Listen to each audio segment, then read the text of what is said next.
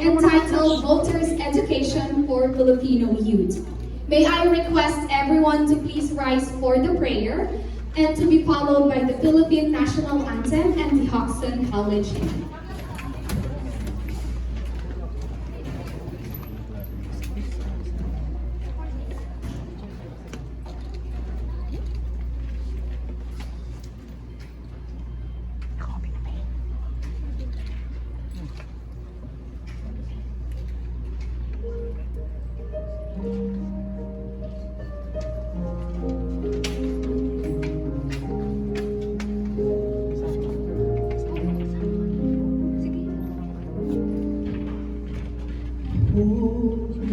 Diyos, Ikaw ang laging hanap.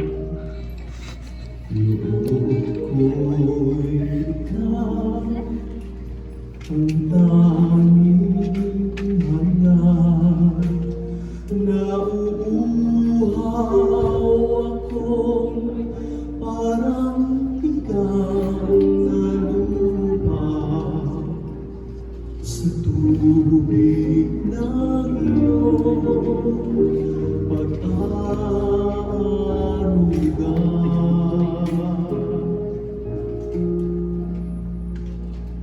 Ika'y pagmamasdan sa dakong balat nang makita ko ang iyong pagkarangal.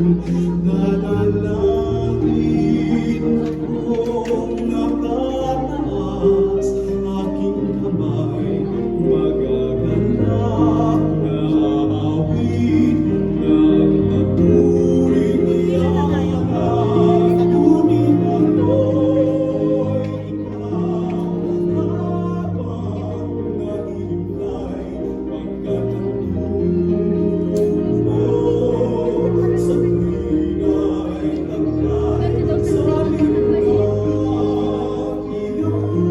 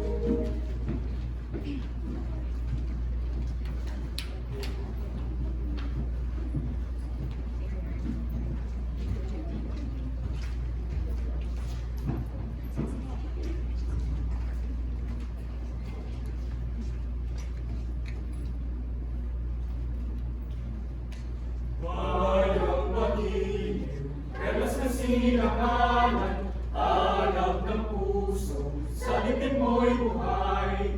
Lupang hinirang, tuyag ka ng magiting, sa manlulupi, di ka kasisingil, sa dagat at bundok, sa simoy at sa langit mo'y bughaw. May nilagang tula at awit sa paglayang minamahal, ang islap ng watawat mo'y tagumpay na nagniningning. Ang bituin at araw niya kailan pa may di magdidilim. Lupa ng araw na arban ang ating pagsinta, o ay langit sa piling mo. Aming ligaya na pag may magapi, ang mamatay ng dahil sa'yo.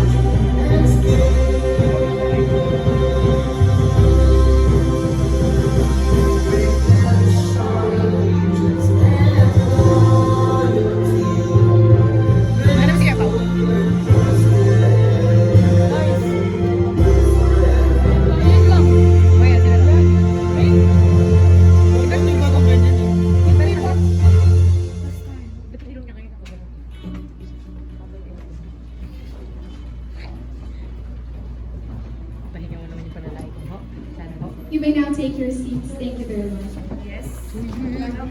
Good afternoon, Hoxanians, and good afternoon to our guests. Again, I would like to acknowledge the presence of everyone for Voters Education for Filipino Youth event. My name is Sarah, your host for today. I hope you're all doing good today, and I know we are all excited to hear from our guests for today's event. So without further ado, for the opening remarks, I would like to welcome the head of the Office of Student Affairs and Services, Ms. Lizelle Cunanan.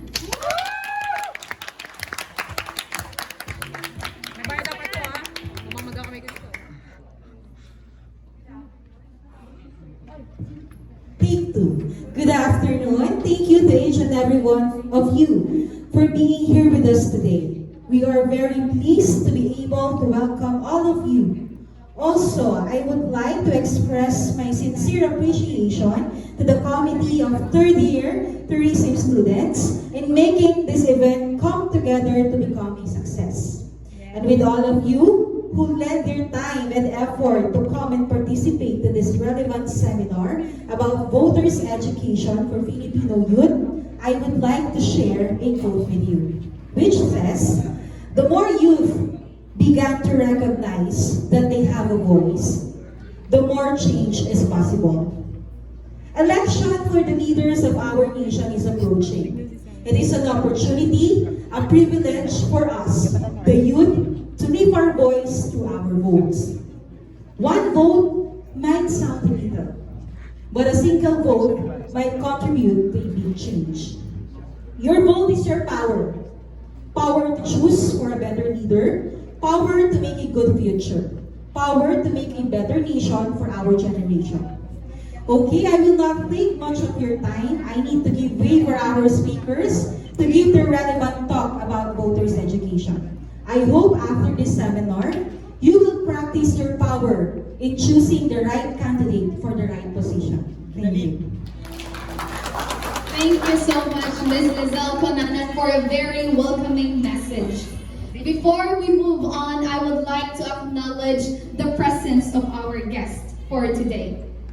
We have here the Executive Director, Dr. Christina G. Galan.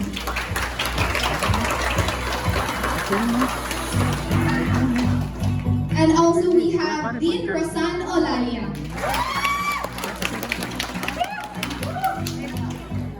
We will also welcome Director Jason Pablo.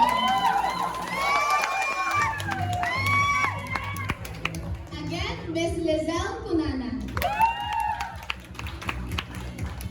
And for the aviation faculty, we have Erwin E. Avenido. And Mr. Elmer T. Vargas. Thank you so much for your presence for today. Now, may I call on stage Joyce Gabriel to introduce one of our guests. Palakpakan po natin si Joyce.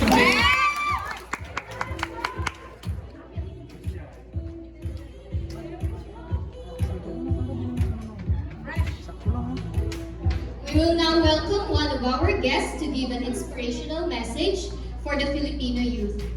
He has been an outstanding counselor of Angeles City for 3 terms now, starting the year of 2013 to 2016, followed by year 2016 to 2019, and today 2019 to year 2022. He has authored 40 ordinances. Some of these are the OFW Welfare Ordinance, an ordinance regulating the use of videoke machines, an ordinance protecting the food delivery riders from bogus callers. He is also the former head of the local Poor Affairs and Housing Office, or the LUPAHO. He is the principal author of the Solo Parents Ordinance, which was adopted by the different cities and municipalities across the country, such as Bulacan, San Fernando City, Metro Manila, Cebu, Iloilo, Benguet, and City of Baguio. This ordinance was then adopted in the Congress and Senate last December 2021. The expanded Solo Parents Welfare Act was sponsored by Senator Risa Hontiveros. Ladies and gentlemen, let us all welcome Councilor Amos Rivera.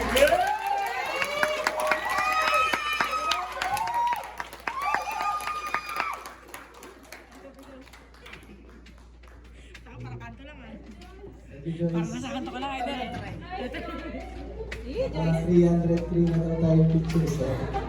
And of course to Sarah and to the rest of the Hoxton community, magandang hapon po sa inyo lahat. Kumusta po kayo? It's an honor and a privilege of course to be invited po. And napaka-importante actually po na ganitong klaseng session, especially to the youth voters po. And if I may ask, sino po yung first time na kadangupalay po ako? Sino po yung first time? Wala naman. First time, sir? Okay, hindi po ako kasawa ni Alex Gonzaga. Si Consular Amos Rivera, your Twitter consular. And barely 11 days, if I'm not mistaken, currently applying for the position of mayor in this May election.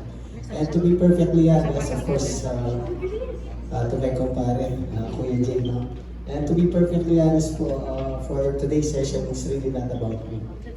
It's really about the voters. Because sa May 9, one day, nasa kamay po natin kung sino po gusto po natin maging leaders, at least for the next 3 years in our city, and at least for the next 6 years in our country po. And I think if I'm not mistaken, Direct Jason, this is the first school na patapos na yung election that there is actually an invitation like this. Na pwede po natin palakpakan mo ang Oxford family. And if you will allow me to share some of my life story with you so you can be able to appreciate more who I am right now in front of you. It was one significant moment in my life. It was way back in April 17, 2003 when my eldest son, Jeremiah Rivera, was born. Si Jeremiah po special siya. Isipin lang po siya binig, malabo ang mata, tsaka po butas ang malamala, left palate siya. It was clear to me during that time na hindi naman po ibibigay ng Lord kung hindi natin kaya. And after giving birth, 3 days after po, pumasok po yung gatas sa baga niya. So we needed to rush Jeremiah sa Metro Manila for emergency. Pagpasok ko po sa emergency room, the doctor approached me and the doctor said, Mr. Rivera, your son might not survive. During that time, I was already helping the homeless. Alam ni Kuya Jito, I was the head of the Lupao. Thousands of families po nabigyan natin ng permanent pabahay. And then, hindi naman po nakakapabato if I may share this with you. I cried. I went to the comfort room, I sat on the floor tiles and I prayed and I said to God, Lord, can you give me 10 days to be with my son? And of course, when you ask something to God, you have to give up something. Hindi naman po pwede yung naglalakwas ka na wag po yung anak mo tapos wala nang give up. I said to God, Lord, if you can give me 10 days to be with my son, I'm going to commit to you that I'm going to help a lot of people to the best of my abilities for as long as you want me in public service. That was way back in 2003. Fast forward, 20,000 families na tulungan natin magkaroon ng pabahay, 40 ordinances, 5,000 solo parents na nakikinabang din sa ordinansa, 13,000 tricycle drivers na nabigyan po natin ng karapatan na gumamit ng National Highway, plus 3,000 color drivers na nagkaroon po ng permanent visa. I need to emphasize the 40 ordinances. With all modesty, if I'm not mistaken, tayo po nakagawa ng pinakamaraming batas sa Ciudad ng Angeles. And please do know that the real work of a city councilor is to enact ordinances. Wala po kayo makikita ang pangalan ko na nakasulat sa mga pader, nagigilip na Merry Christmas, Happy New Year, Happy Fiesta. Even po yung mga pamilyang namatay na hirap sa buhay, hindi po ako nagpapadala ng bulaklak. Buksan mo yung puso po ng pamilyang namatay na mahirap sa buhay, mas kailangan po niyan financial na assistance. Bakit ka magpapadala ng bulaklak para makita yung pangalan ko doon sa buron? Kung patay na, pinupulitin ka po pa. Tsaka ayaw ko din po sumama yung pangalan ko doon sa ukay. Kidding aside po, I asked 10 days. Last Sunday po, April 17, Jeremiah, my eldest son, just turned 19 years old. The reason I'm sharing this with you, as a parent, wala po akong kausap na tao dito. It was a covenant when I was inside the comfort room. Until now, whenever I see my son, hindi ko po pwedeng kalimutan yung moment na hiningi ko na wag yung kunin. I hope I'm making sense with you. No? And nabanggit ko po kanina, for today's session, it's really not about the candidates. It's really about the voters. And sadly, our country is still in the state of why do we actually need to educate voters in the first place? Dapat nga po, wala man po dapat ganun eh. Ang problema po kasi it's the system. It's really the system that corrupted the minds and the decision making of the voters. Especially now in this digital age, that social media can actually misinform voters. Pwedeng two-edged sword po kasi yung social media eh. Pwedeng fake, pwedeng totoo.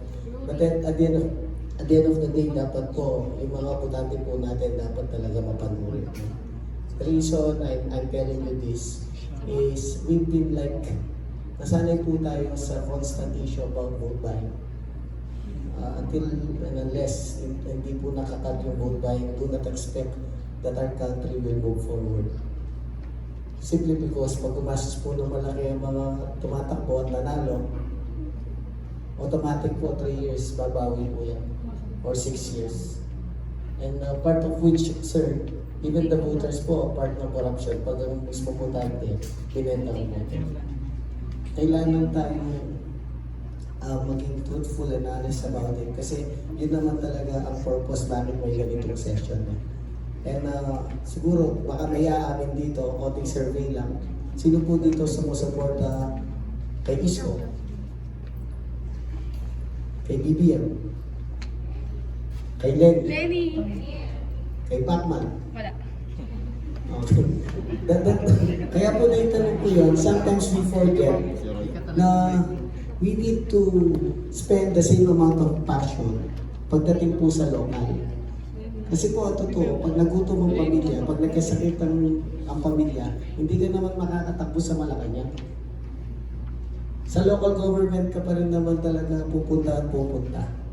What I'm trying to say is kailangan po mag-invest din po tayo ng same amount of effort, if not more, para po ma-involve po tayo bilang botante sa local election po. And it was like 6 years, Kuya Jay, when I was invited sa City College of Angeles.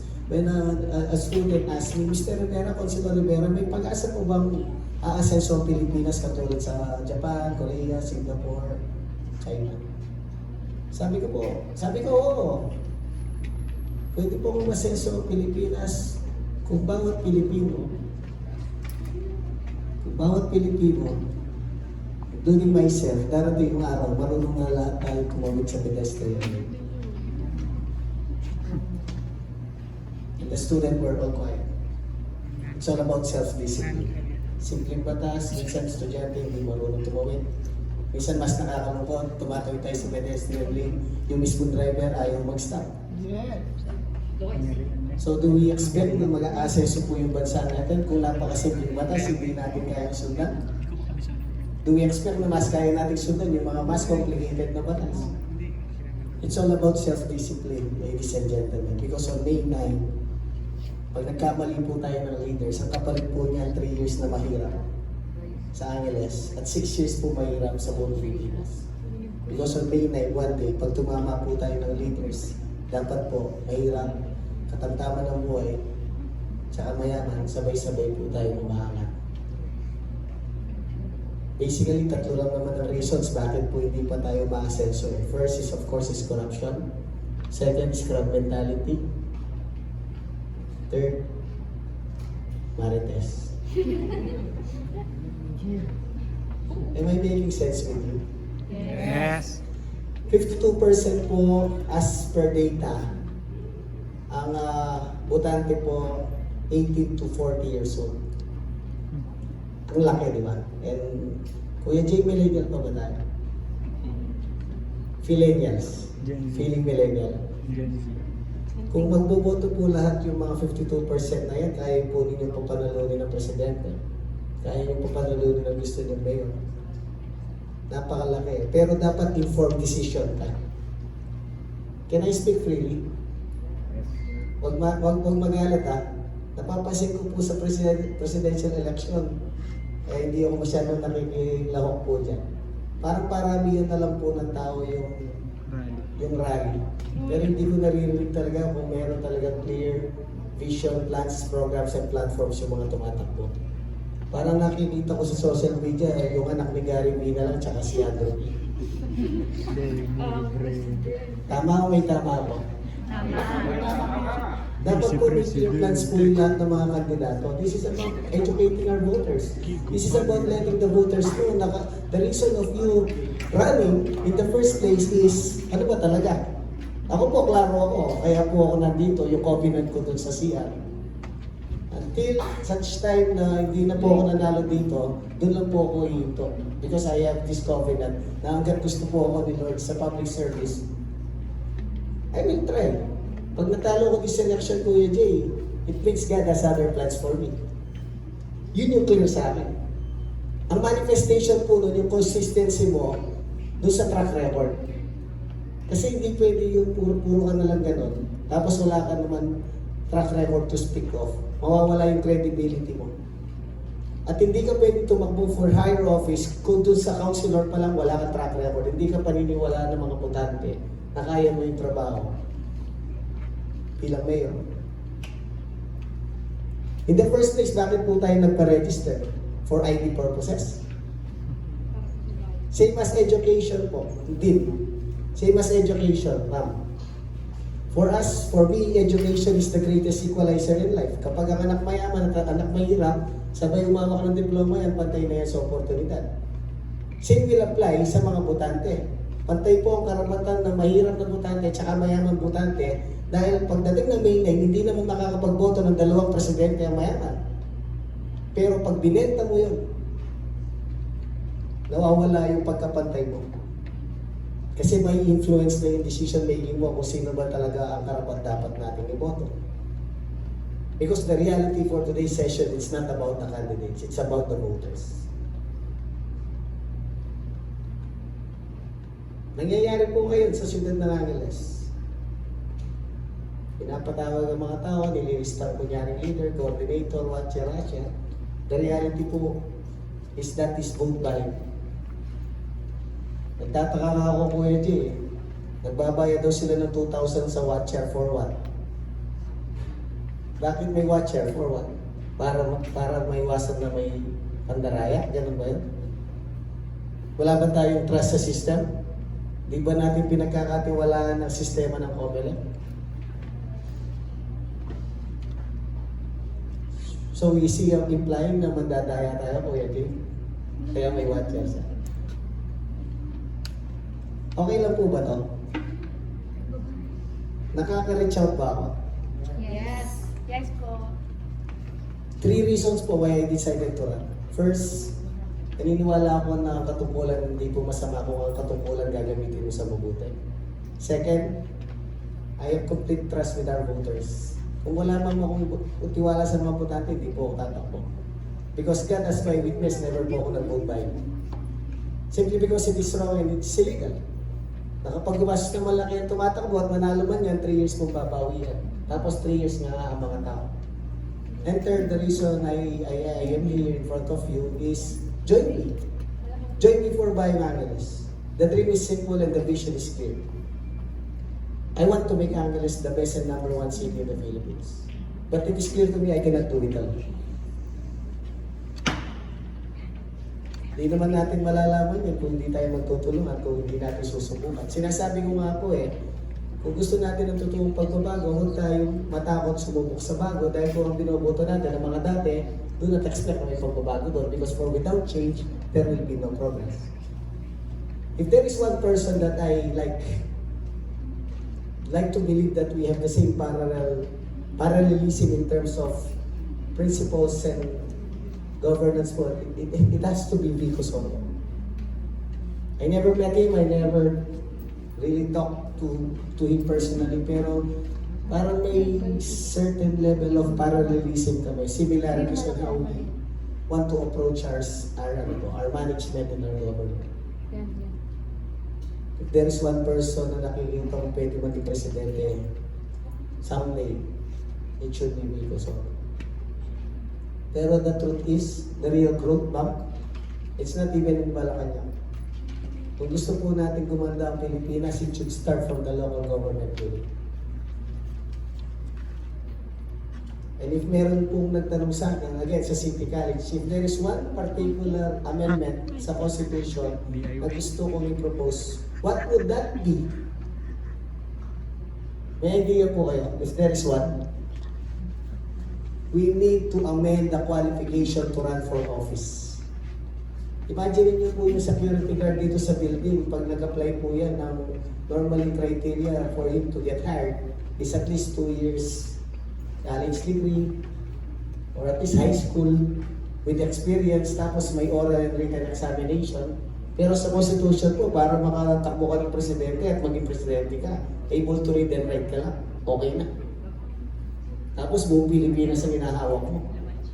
We cannot produce qualified, competent leaders kung hindi po papalitan yung qualifications na yan. There has to be an increased literacy requirement sa pagtakbo po for public office.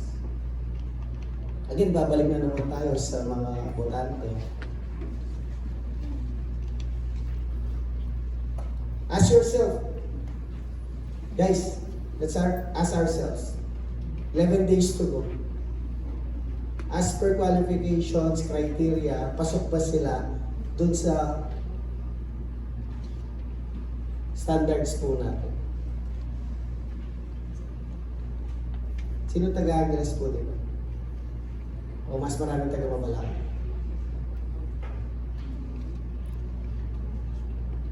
Kasi nakataya na po dito yung yung karapatan natin pumili.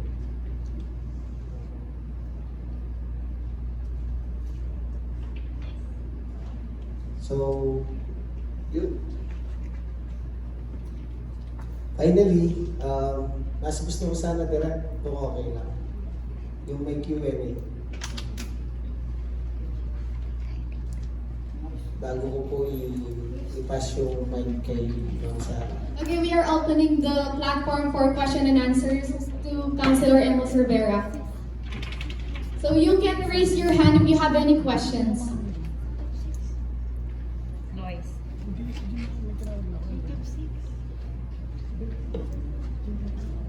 Pag wala nagtanong, either walang naintindihan.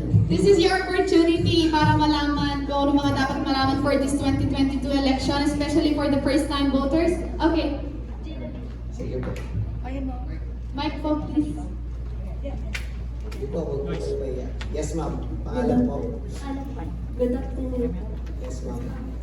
Is it no? Do you think is it possible po, or will it be good for our country to practice absentee voting? To practice something. What exactly do you mean? Bilang po ba yung hindi po po? Early voting, so like the Yeah. Dapat same na. Same na. Para po sa akin, hindi.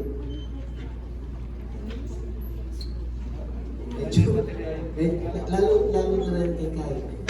May po, nagboto na po yung mga nasa ibang bansa, di ba? For me kasi, it defeats the purpose na pantay. For me to be honest, dapat same. Bakit yung pong naitanong? Babalik ko yung tanong. Ay, patay. Yun lang. May kamag-anak ka ba from May kamag-anak ka? abroad? O naingit ka lang kasi nauna na sila. Well, my straight answer is dapat same thing. It doesn't make sense to me bakit nauna sila. Baka yung technology.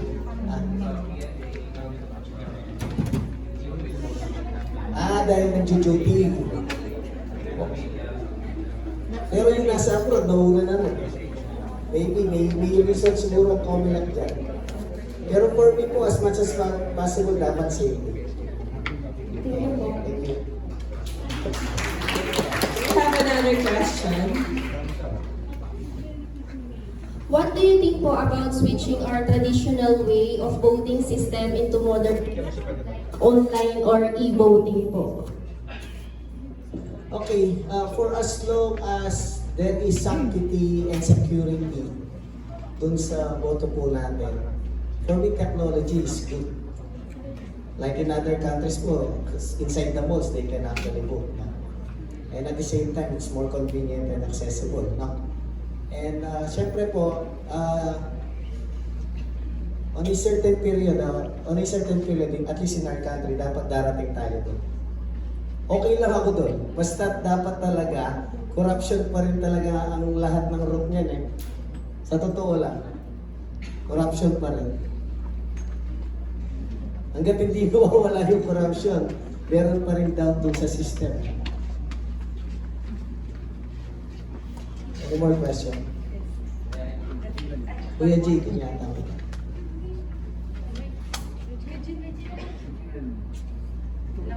Ay, mas exciting to, di ba?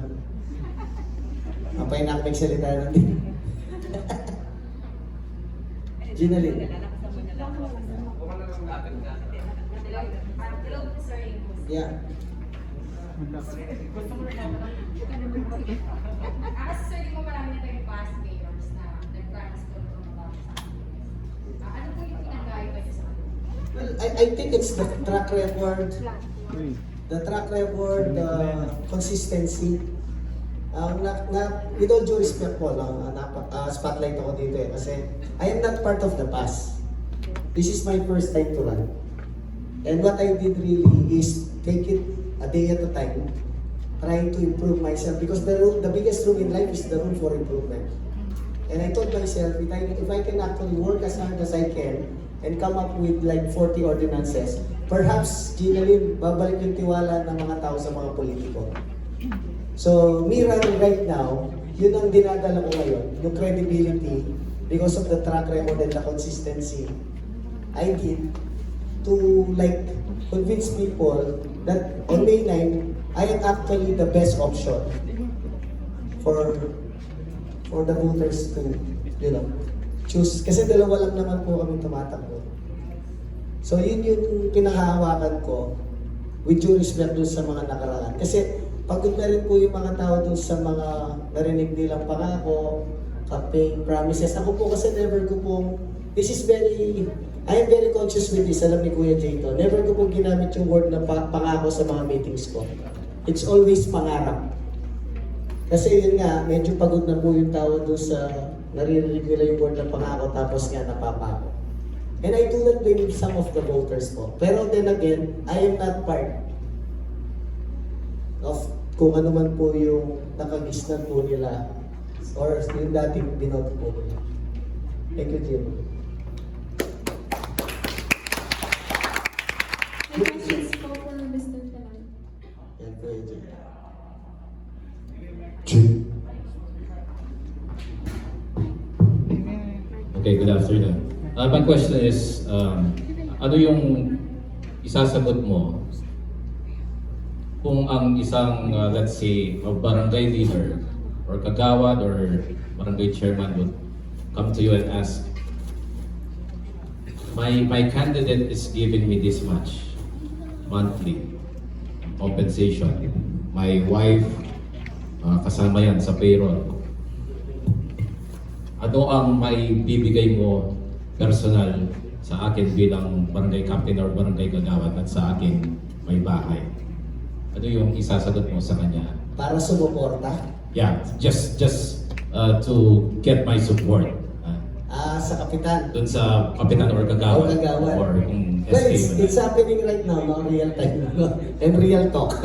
Ganito, Kuya Jay. Number one, it is prohibited under DILG and COMELEC guidelines na bawal po makialam or sumama or mag-endorse po ng mga local candidates sa mga barangay officials. So, that alone, nag-violate na sila. Number two, it is clear to me, I hope lahat ng tumatakbo, clear sa kanila, na hindi ko pera ang budget ng gobyerno. So it is not something that I have the liberty to even answer yung tanong ng kapitan na kung ano ba ang kaya kong ibigay para suportahan niya ako. And number three po, may sahod naman yung kapitan eh. Bakit humihingi pa ng special favor samantalang ang kanyang mandato is magtrabaho sa barangay level? And number 4 po, God as my witness. Never po ako naging dad sa mga ganyang klaseng barangay officials. Kung gusto mong tumulong, you do it for your barangay, you do it for your city. Pero para tumulong ka sa akin, para may personal favors ka in return, in case man manalo ako, pasensya tayo, tabla. Kasi doon na po ako mag-umpisang makain ng sistema. Sabi ko nga, Kuya Jay, kung tatakbo ako, tapos gagawin ko rin yung mga mali doon sa nakaraan, dapat po hindi na lang po ako tumakbo. And to be honest, it's really the system that we need to change. We need to improve. And malaki pong house cleaning po sa city yun. We cannot clean the city if mismo pong city o yung sistema hindi mo malilinis. It should start mismo sa sarili bahay natin. Very ano yun spotlight question. Okay, sino mo po?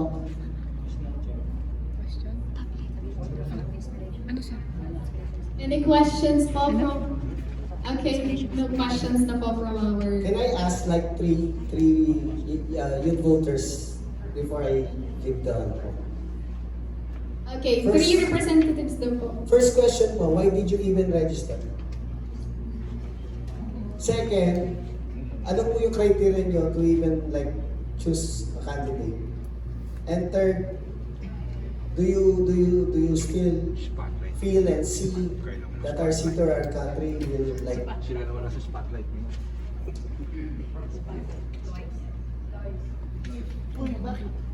may pag-asa pa ba?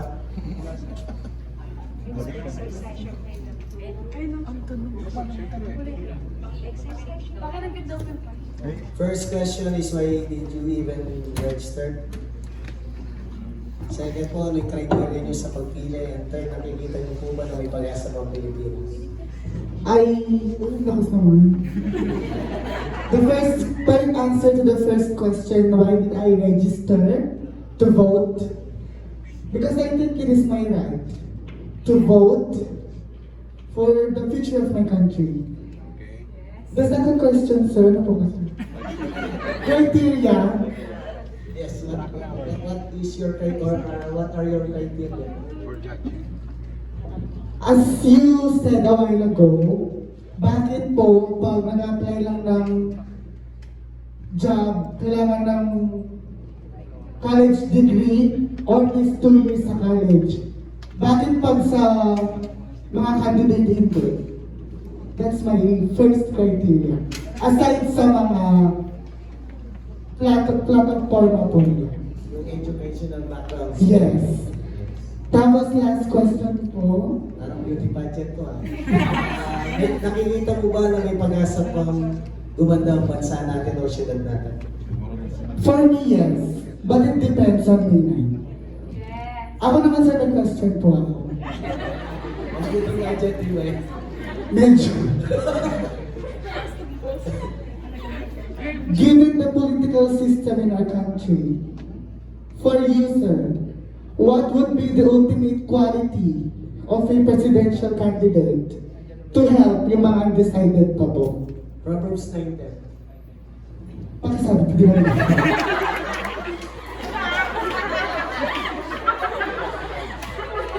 O, search nyo na lang ba? The fear of the Lord is the beginning of wisdom. Dapat po lahat ng leaders may takot sa Diyos. Because when you commit to God, and when you fear God, and when you put God in the center of everything else will follow. Yes, thank you, sir. All the best, sir. Thank you, Lawrence. Alright, so again, thank you for having me here. And I hope I was able to give justice to this invitation. And to all the youth voters based in Angeles and even non-Angeles, what is important is never lose hope. Okay, leaders, there are born leaders, there are made leaders, but at the end of the day, kailangan yung pag-asa hindi nawawala. Kasi parang tinanong ko rin yung sarili ko dyan most of my siblings are in abroad. Kung wala po akong tiwala sa syudad natin o sa bansa natin, wala na po ako sa Pilipinas. So, again, thank you, and on behalf of Bayang Angeles, this is your Mayor, Amos Rivera. Good afternoon, and God bless you. Thank you so much, Councilor Amos Rivera. Thank you. But Mr. Amos Rivera, may I call you again on stage for the be awarding of the certificates of appreciation to be awarded by Maria Cristina G. Galan, Dean Rosan Olalia, and Miss Lizelle Cunanan.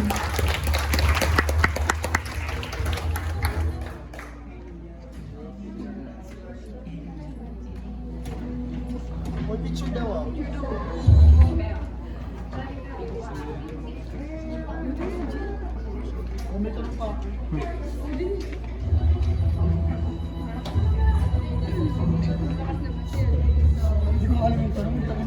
Let me read the citation. A certificate of appreciation is presented to Councilor Amos B. Rivera for imparting his valuable insights during the seminar entitled Voters Education for Filipino Youth 2022, held on 27th of April 2022 at Hobson College, Angeles City, Pampanga. Signed, Maria Felisa Hobson, Executive Vice President.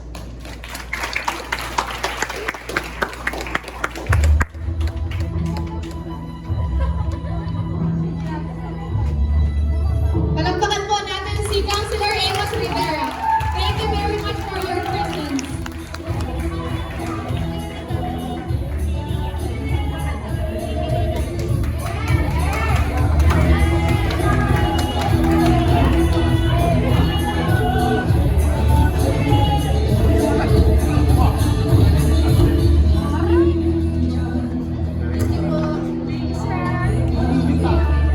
Thank you once again, Councilor Amos Rivera.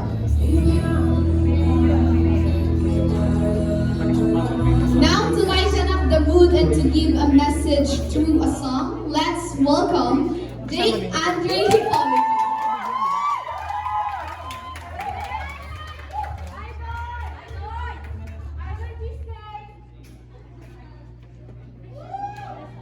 Panalo na yan! Hello.